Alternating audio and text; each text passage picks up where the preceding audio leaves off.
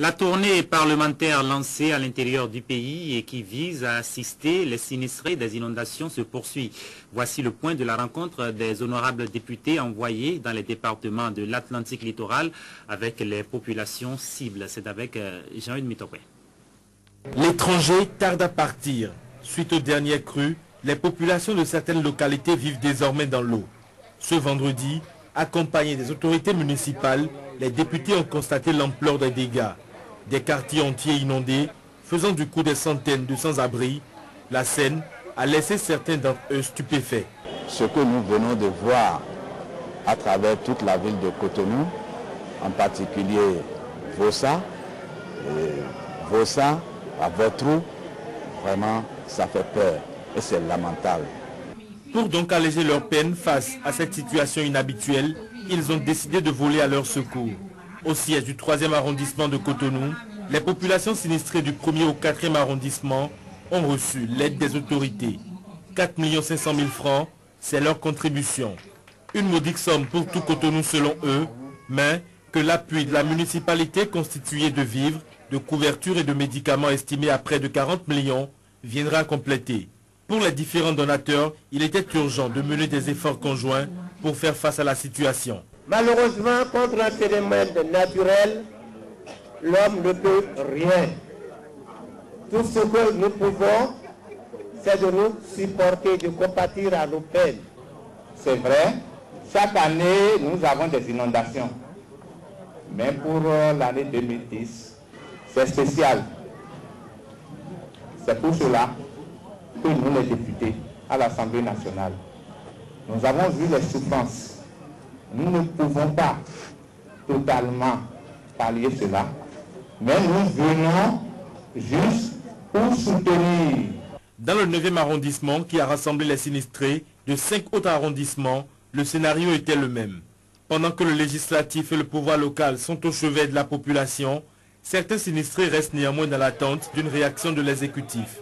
Un espoir légitime, diront certains députés, quand d'autres plus modérés évoquent l'unité nationale. Il est temps que le gouvernement déclare l'état d'urgence et aille dans chaque arrondissement, dans chaque commune, donner à nos populations en détresse, disons, les ressources pour surmonter leur malheur. Le budget de l'État est dans ses mains, nos populations en ont besoin. Ce n'est pas un budget destiné à faire la communication. Donc n'allons pas dire que ce n'est pas une guerre entre l'exécutif et l'Assemblée. Le Bénin est un et indivisible. Ce sont les Béninois qui sont en train de souffrir. Ce sont les Béninois qui nous ont élus. Et quand ils sont en difficulté, il est quand même normal que nous puissions faire le déplacement. Cette étape s'achève. Les députés vont sillonner dès la semaine prochaine les localités du littoral. Abomey-Calavi, Godomé, Soava, Zé et autres agglomérations recevront très prochainement la délégation. Les députés ressortissants du Mono-Koufo se sont également rendus au chevet des sinistrés de ces départements. Les parlementaires n'ont pas caché leur amertume au regard des difficultés qui constituent le quotidien des populations visitées. Les sinistrés se comptent par milliers dans le Mono-Koufo. Les inondations qui ont résulté de la crue de cette année ont beaucoup ravagé sur leur chemin.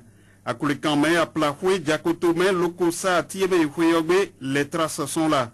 Des cases se sont effondrées, des pistes dégradées laissant des trous béants, des champs de culture dévastés. Les eaux sont passées par là, causant d'énormes dégâts. Les réalités vécues par les populations ont été touchées du doigt jeudi et vendredi par les députés des départements du Mono-Koufo envoyés par le Parlement. Ces crues cette année ont fait beaucoup de dégâts de façon exceptionnelle, détruisant les habitations, les cultures, les bêtes et tout sur son passage. On est un peu triste devant ces situations. Vous voyez combien le fleuve Mono est sorti pratiquement de son lit. En même temps que vous, le triste constat de ce que les eaux de débordement de nos différents fleuves et les eaux de pluie ont provoqué. C'est vraiment triste, il fallait faire ce déplacement pour se rendre compte de ce que vivent nos populations. Mais je crois que le gouvernement a eu raison de décréter l'état de catastrophe nationale. Le bilan est lourd et difficile à chiffrer partout où la délégation des parlementaires est allée. Et pour la première phase, nous avons enregistré plus de 400 inondés, et population, plus de 400 personnes inondées. Des pertes en vies humaines, il y en a eu plein. 3 déjà à ce jour à Ouadémé, par cas de noyade. Nous avons 2200 sans-abri. Aujourd'hui, je crois 600 maisons englouties, près de 1000 ou plus de 1000 hectares de culture et endommagés par les eaux. Il n'y a plus de culture dans nos champs, tout est envahi parce que c'est la petite saison et de production. Les gens semaient du maïs, du riz, du manioc, tout est parti dans l'eau. À cet endroit d'Aplahoué, c'est un cours d'eau qui s'est constitué, isolant 2 villages devenus inaccessibles. Au dire des habitants, des caïmans y font par moments leur apparition. Ici, les habitants de cette agglomération dans la commune de Houéogbe ont trouvé un refuge de fortune exposé à d'éventuelles colères des eaux. Ici aussi, dans cet orphelinat d'Atiémé, les quelques 50 pensionnaires de 3 à 16 ans environ n'ont nulle part où aller. Ils doivent aussi résoudre l'équation de l'alimentation. Des fois, si maman a l'argent, elle achète du curry et on mange. Ce midi même, on a même mangé du curry. Et dans le rang de ces populations qui se sont retrouvées sans abri, des enfants malades sans un minimum de soins. Les élus du peuple ont donc remis des dons divers aux populations du Mono-Koufo. L'ampleur des dégâts causés par les inondations n'a pas laissé insensibles les députés. Sur leur proposition, l'Assemblée nationale a décidé de soulager quelque peu les peines des sinistrés des communes de Koulekamé, Djakotomé, Lokossa, Houéogbe, Daplahoué et d'Atiémé. Et c'est ce qui a motivé leur déplacement sur le terrain. Donc il était nécessaire que l'institution dans laquelle nous sommes, l'Assemblée nationale, puisse aller sur le terrain pour voir ses mandats, les populations, pour pouvoir témoigner la solidarité et voir dans quelle mesure, en tant qu'institution, elle peut contribuer à soulager un peu les peines et de deux, comment faire pour que des recommandations idoines et sérieuses soient faites à l'exécutif pour qu'on puisse apporter dans un court, moyen et long terme des solutions aux problèmes de ces populations. Les communes de Koulekamé, Djakotomé et Daplahoué dans le Koufo ont reçu respectivement 500 000 et 1 million de francs CFA. Lokossa, Atiémé et Houéogbe dans le Mono ont bénéficié respectivement de 1 million, 1 million 500 000 et 800 000 francs CFA. Un geste qui, aux yeux des populations, témoigne de la solidarité des élus du peuple. Je suis particulièrement très content de l'arrivée de cette délégation et je crois que les parlementaires vont nous appuyer pour pouvoir réaliser notre projet. Je prie le gouvernement de bien vouloir penser à nous dans le cadre non seulement de cette crue, de ces inondations, mais à l'avenir. Et ce, dès que certains ouvrages seront édités, faits ici, la crue va diminuer d'intensité. Les députés sont unanimes pour avouer que des dispositions doivent être prises pour les cas du Mono-Koufo afin d'impliquer dans la réparation des dommages les sociétés à la base des crues. Une délégation de la Fondation Sébastien Adjavon était vendredi au centre Saint-Camille de Boycon, un centre de traitement de malades mentaux. La délégation est allée mettre à la disposition des patients un lot de vivres, savons et autres produits d'hygiène. La cérémonie de remise a eu lieu en présence du maire Lucas Troko.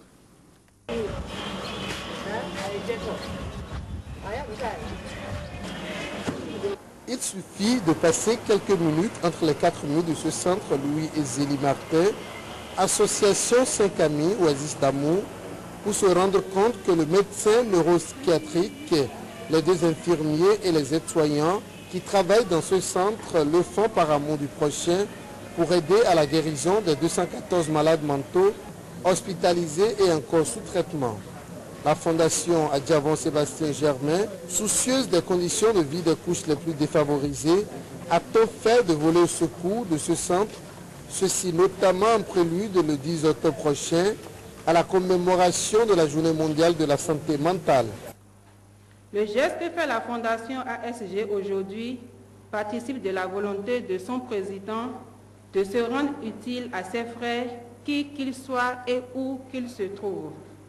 C'est un don symbolique qui se compose de 6 cartons de produits pharmaceutiques offerts par une pharmacie de Cotonou, 10 sacs de 50 kg de maïs, 10 sacs de 50 kg de riz, 2 sacs de 50 kg de haricots, 3 sacs de 115 kg de carré, 5 bidons d'huile de 25 litres, 50 nattes en plastique, produits d'entretien et d'hygiène, à savoir savon, crésil, eau de javel.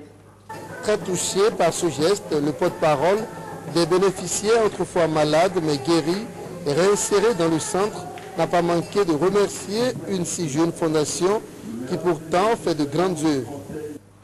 Vraiment, nous sommes délaissés, mais nous voyons que vous nous tenez à cœur, surtout la fondation à Javon et la mairie de Baricon. Par le biais de cette allocution, nous vous énumérons nos doléances les plus sincères, telles que un véhicule pour aller ramasser nos malades dans les rues, des médicaments de la médecine générale et psychiatrique, et la prise en charge du personnel. Une propre solution apportée à ces problèmes nous soulagerait beaucoup. Le maire, quant à lui, qui presque mensuellement apporte son soutien à ce centre, se réjouit de se savoir entendu et prie d'autres personnes plus sensibles à se rapprocher du centre. Mais je demeure convaincu que vous en ferez davantage pour Saint-Camille, qui ne pourra d'ailleurs plus jamais vous oublier. Il me plaît simplement de vous encourager à porter à vos frères et sœurs de ce centre une attention de plus en plus bienveillante et soutenue. Dieu qui récompense au mérite saura vous le revaloir au-delà même de la gratitude humaine pourtant nécessaire. Je ne raterai pas l'occasion de cette tribune pour rappeler l'assistance que notre commune attend de vous dans les toutes prochaines semaines en matière hydraulique villageoise. Nos écoles et collèges ont eux aussi grand besoin de vous pour garantir à chaque apprenant une salle de classe, une table et un banc. Les malades ont chanté, dansé pour manifester leur joie face à cette grande œuvre d'une valeur de plus de 3 millions de nos francs.